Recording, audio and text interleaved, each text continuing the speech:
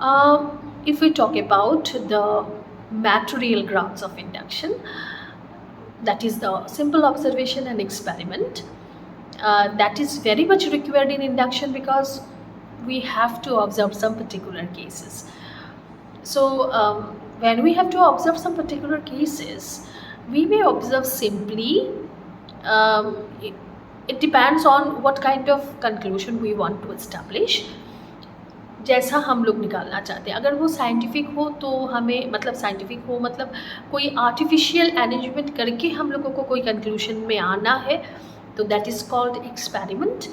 और अगर हम लोग नेचुरल चीज़ों को नेचुरली देख कर कोई कंक्लूशन में आना चाहते हैं तो उसको हम लोग बोलते हैं सिंपल ऑब्जर्वेशन।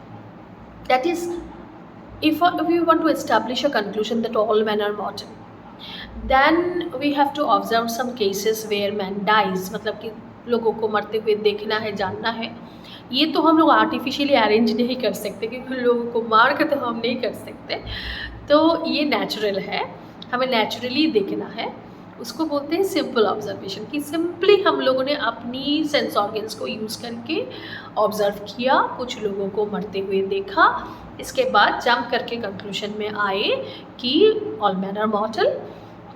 और अगर हमें कोई साइंटिफिक रिसर्च करना है, सपोज कि we know that all cases of water are composed of hydrogen and oxygen, तो ये हम लोग आर्टिफिशियली लैब में आर्टिफिशियल अरेंजमेंट करके लैब में देख सकते हैं।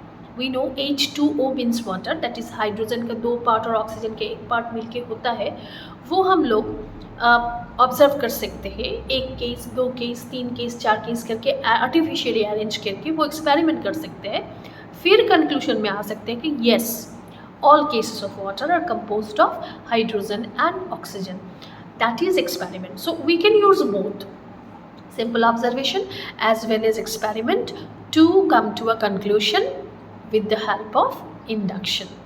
तो क्योंकि induction deals with both formal truth and material truth, so formal और material दोनों truth को सच में justify करने के लिए पर्टिकुलर फैक्ट्स ऑफ ऑब्जर्वेशन तो ज़रूरी है, जो हमें खुद करना है कंक्लूशन तक पहुंचने के लिए। So this are the material grounds of induction.